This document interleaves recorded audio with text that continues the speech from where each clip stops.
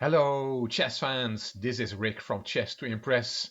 As I'm recording this video, it should be about the resumption of the Candidates Tournament, but it has been postponed again because of the corona pandemic threat. On Chess to Impress I was doing a series counting down towards the resumption by looking at the 29 earlier candidate cycles in the history of the World Championship. I'm slowing down this build-up now as the Candidates Tournament will not start until March 2021 at the earliest. This is episode number 17. The history of the Candidates tournaments goes back all the way to London 1883, where Zukertstort and Steinitz occupied the first two places in that tournament. And 3 years later they played the first official World Championship match.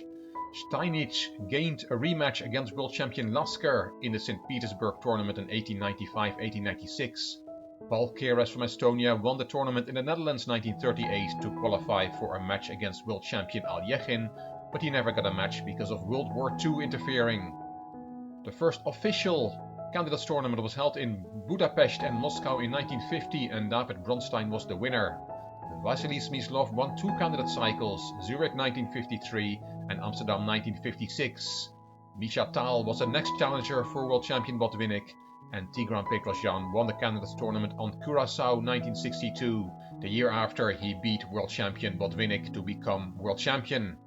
Boris Spassky also won two candidate cycles, Tbilisi 1965 and Kiev 1968, and Bobby Fischer beat Tigran Petrosyan in Buenos Aires in 1971 to qualify for the match of the century against Spassky the year after. Anatoly Karpov beat Viktor Korchnoi in Moscow 1974 to qualify for a match against world champion Bobby Fischer. Fischer didn't play and Karpov became world champion by default. Viktor Korchnoi was not finished, he won the next two cycles to qualify for a match against Karpov, which he both times lost. And Garry Kasparov came on the scene in 1984 and he became world champion the year after. Karpov came back, won two cycles, Linares in 1987 and Kuala Lumpur 1990. That last one is in red because we're going to look at a game from that candidate cycle. And Nigel Short broke the Karpov era. In 1993 he qualified for a match against Kasparov. Anand was Kasparov's next challenger and Shirov should have been Kasparov's next challenger after beating Vladimir Kramnik in Katsorla 1998, but he never got a match. Kramnik did and became the 14th world champion in the year 2000. Leko was Kramnik's first challenger, and in 2007 there was a world championship tournament and 4 players qualified in a lista: Aronyan, Galfand, Grishuk and Leko. Anand won that world championship tournament and his next 3 opponents were Topalov, Gelfand and Carlsen. Carlsen beat Anand, but Anand wasn't finished. He won the next cycle for a rematch against Carlsen, and Karyakin and Caruana were Magnus Carlsen's last 2 challengers. So who will it be? Yekaterinburg 2020 and 2021. We'll have to wait another while before finding out who will challenge Magnus Carlsen for the world title. Instead, we're going to look at the candidate cycle from 1987 to 1990. There were 3 interzonals, the first one in Subotica in former Yugoslavia, and Sachs, Short and Spielman qualified from that interzonal for the Candidates tournament. The second interzonal was held in Hungary in Sirac, and Salov, Yartason and Portis qualified. In Zagreb, also in former Yugoslavia, nowadays in Croatia, the third interzonal was held. Korchnoi, Elvest and Sarawan qualified for the Candidates matches. In addition to those 9 players from the interzonals, the top 4 of the previous Candidates tournament, Sokolov, Timman, Vaganyan and Yusupov, qualified directly for this tournament. The Canadian organizers of the preliminary matches, which were held in St. John, nominated 1 player, Kevin Spraggett from Canada. And Anatoly Karpov, the challenger in the previous cycle, was seeded into the quarterfinals. He did not have to play the first round.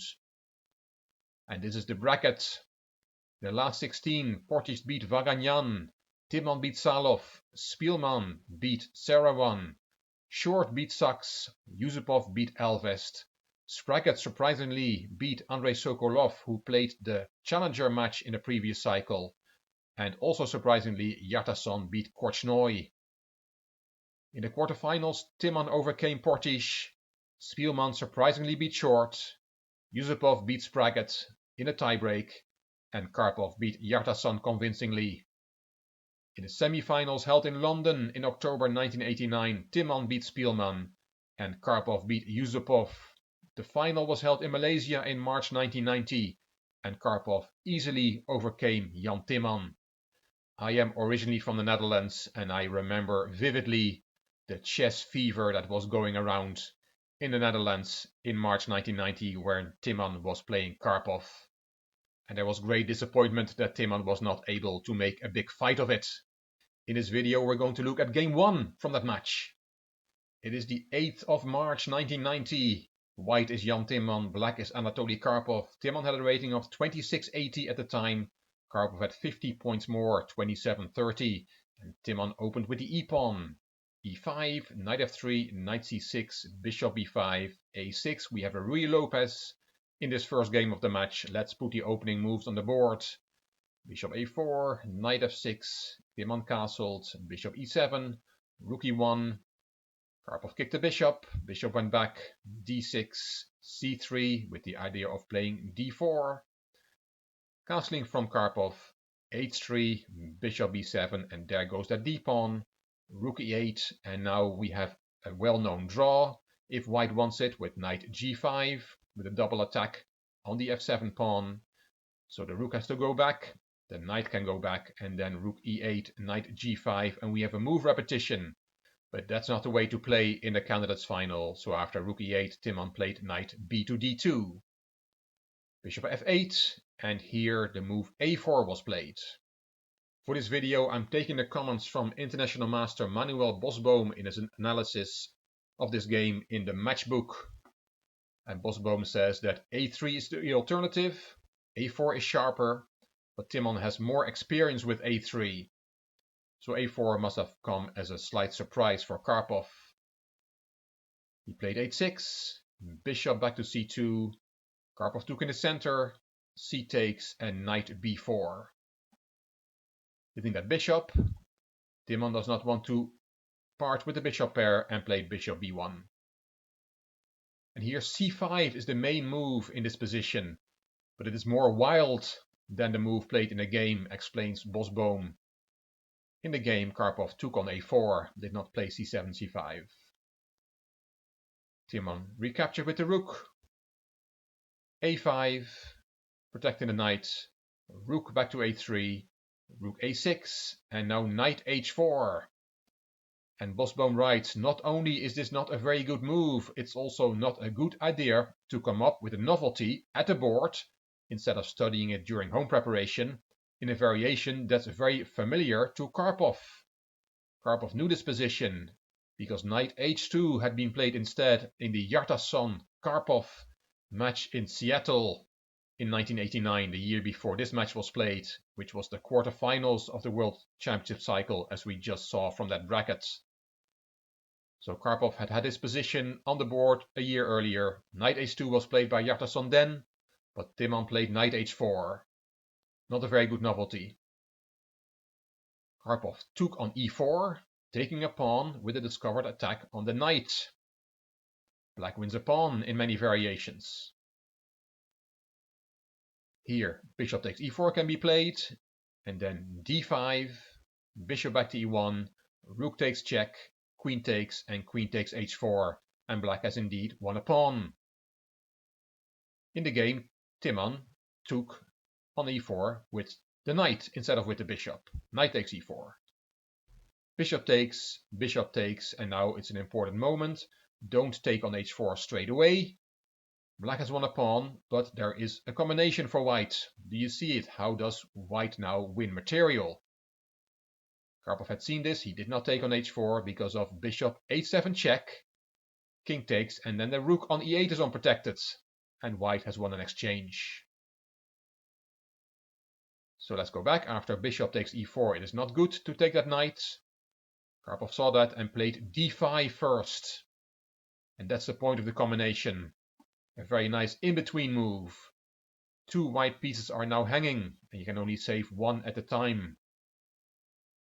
If you go back to b1, then there is rook takes e1 check, queen takes, and then you can take on h4, and black has an extra pawn. After d5, Timman did not go back to b1 with the bishop. He played rook a2 e3. And again, you cannot take on h4 because of the same combination. Bishop h7 check, king takes, and rook takes e8. And that is again an extra exchange for white. So you have to do something else after rook a2 e3. You can take on e4. Rook takes, rook takes, rook takes. And this is material equality, although Bosboom says that white's pieces are not coordinating well. He prefers black in this position. But Karpov did not take on h4, he did not take on e4, he played rook a2 e6. It's a complicated position. And here Bosboom explains that Timman should have taken on d5 with the bishop. Rook takes e3 is then a bad move because of bishop takes f7 check, king takes, queen h5 check, it's check and it's also protecting the knight, king g8, rook takes e3, rook takes, and it is white who's the pawn up now that the dust has settled. So let's go back, bishop takes d5 is the move, it's now not good to take on e3, but you can take on d5 with the queen, rook takes, rook takes, rook takes, queen takes, and this is slightly better for black because of the weakness of white's light squares, explains Bosboom. So all this is possible after rook a2 e6 on the 21st move and then bishop takes d5. But Timman played a different move, he played bishop g6 instead. Again a nice tactical shot.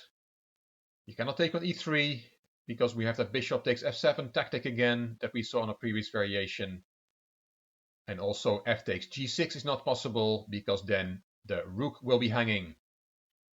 But what black can play after bishop g6 is taking that knight on h4, and that is what Karpov did. Rook takes, rook takes, rook takes, and f takes, and black has an extra pawn. But white has some compensation for it, not all is lost for Timman yet. Bishop e3, queen back to f6, and now queen g4. Bosboom gives this move a question mark, and says that Timman should have played bishop b1 instead. After queen g4, black can now bring his knight into the game. With the queen on d1, this is more difficult as white then has the option of queen a4, regaining a pawn. But queen g4 was played, bishop d6, h4, and now Karpov is starting to reroute his knight. This knight will end up on the f5 square in a few moves. Bishop e8, knight e7, bishop d7, and there is that knight on f5. It has improved a lot since it was on b4. White's compensation for the pawn is slipping away. h5 from Timman, king f7, and here bishop c6 is the move according to Bosboom to make the maneuver c7, c6, and bishop from d6 through c7 to b6 is more difficult, which is actually a maneuver that Karpov does not make in this game. After king f7 instead of bishop c6, which was Bosboom's recommendation, Timman played bishop c8, king e7, and now a mistake from Timman. He played b3, while bishop a6 is the engine recommendation. But the engine also admits that white's position is already bad. Why is b3 so bad? Because of the move that Timman had missed, c7, c5, which is actually winning a second pawn. And to make matters worse, Timman was in bad time trouble here. Why is c7, c5 winning a pawn? Can you just not take on c5? No, you can't. Again, if you want to put the video on pause, why is d takes c5 a huge blunder? Because of a checkmate. Queen a1 check. And you can only interpose your pieces. Bishop c1 gets taken off, and the queen also gets taken off, and this is checkmate, because the bishop is taking the h2 square away from the white king. So after c5, you cannot take that pawn, and your d4 pawn is attacked 3 times. And you cannot defend it again. Queen e2 was Timman's move. There goes that pawn attacking the bishop. Bishop dropped back, and d3. Another powerful move. Again, you cannot take on d3 because of queen a1 check. Queen f1 is possible, but then there is the devilish. Do you see it? How does black win a queen here? With a standard tactical shot, bishop h2 check, deflecting the king. King takes and the queen is unprotected. Nice variations.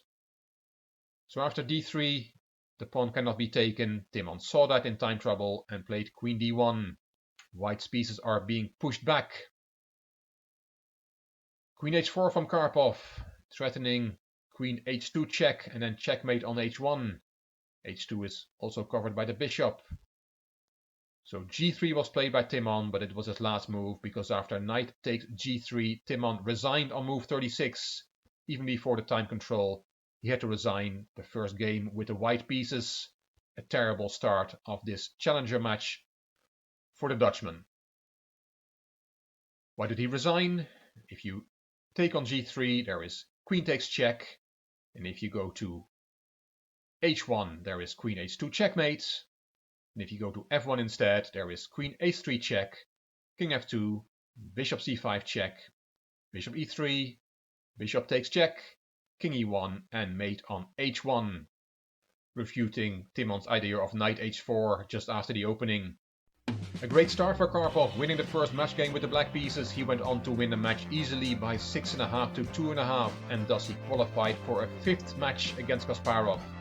A match which I covered in my build-up to the Carlsen-Caruana World Championship match in 2018, when I covered all World Championship matches in history. I'm putting the link up here. And we are all somewhat upset by the Candidates tournament being postponed again. But March will be here soon, and then we'll see the resumption of that event, and it will all be very exciting.